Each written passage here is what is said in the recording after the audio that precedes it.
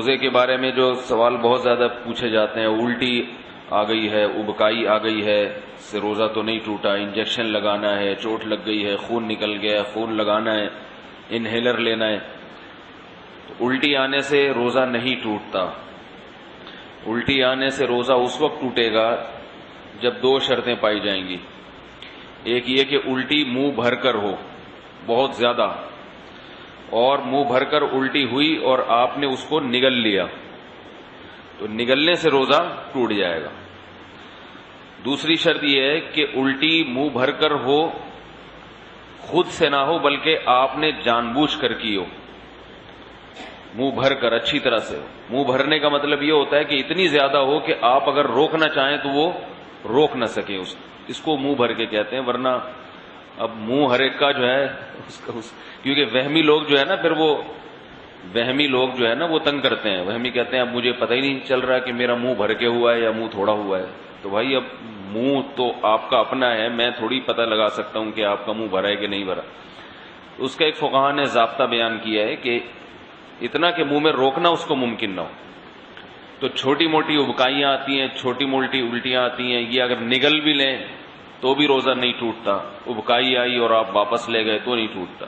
تو منہ بھر کر ہو اور آپ اس کو نگل لیں، یا نگلیں تو نہیں لیکن وہ منہ بھر کے خود سے نہیں ہوئی بلکہ آپ نے حلق میں انگلی ڈال کے قے کی ہے۔ تو عام طور پر ایسا کوئی کرتا نہیں ہے روزے میں، اس لیے اس کو اتنا بیان کرنے کی ضرورت بھی پیش نہیں آتی۔ اس کے علاوہ گلوکوز چڑھانے سے، انجیکشن لگانے سے روزہ نہیں ٹوٹتا۔ روزہ ٹوٹتا ہے کھانے پینے کے، ناک کے راستے یا منہ کے راستے کوئی چیز پیٹ کے اندر جائے، یا مقعد کے راستے کوئی چیز پیٹ کے اندر جائے۔ آنکھ میں دوا ڈالنے سے روزہ نہیں ٹوٹتا، خوشبو لگانے سے روزہ نہیں ٹوٹتا، خوشبو سونگھنے سے روزہ نہیں ٹوٹتا ہے۔ کان میں دوا ڈالنے سے روزہ ٹوٹتا ہے یا نہیں، اس میں علماء کا اختلاف ہے۔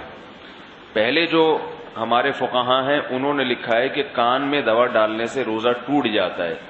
اس کی وجہ یہ ہے کہ ان کا یہ خیال تھا کہ کان جو ہے نا یہ دماغ تک اس کا کوئی لنک ہے، ہم جب کوئی چیز کان میں ڈالتے ہیں تو دماغ میں پہنچتی ہے وہ۔ لیکن بعد میں جو ڈاکٹروں کی تحقیق ہے وہ یہ ہے کہ کان میں کچھ بھی ڈال دیں وہ دماغ تک نہیں پہنچتی، نہ پیٹ میں جائے گی وہ، نہ دماغ میں جائے گی۔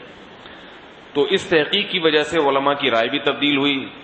تو ابھی ہمارے اکابر کا جو فتویٰ ہے، یعنی سارے ہی ہمارے اکابر ہیں جو اس پہ خلاف ہیں وہ بھی ہمارے ہی ہیں، لیکن مطلب یہ کہ جو میرے اساتذہ ہیں ان کا جو فتویٰ ہے اس بارے میں وہ یہ ہے کہ روزہ نہیں ٹوٹتا کان میں دوا ڈالنے سے۔ البتہ ہمارے ہی اکابر میں بعض اس کے قائل ہیں کہ ٹوٹ جاتا ہے، تو احتیاط یہ کہ نہ دوا ڈالی جائے، اور اگر کسی نے دوا ڈال دی ہے تو بھی کچھ نہیں ہوتا، انشاءاللہ روزہ نہیں ٹوٹے گا۔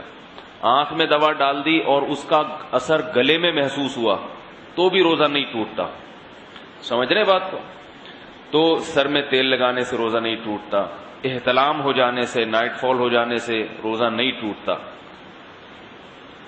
زوجہ کے قریب کوئی شادی شدہ آدمی گیا اور ڈسچارج ہو گیا تو روزہ ٹوٹے گا، ڈسچارج نہیں ہوا تو اس سے بھی روزہ نہیں ٹوٹتا۔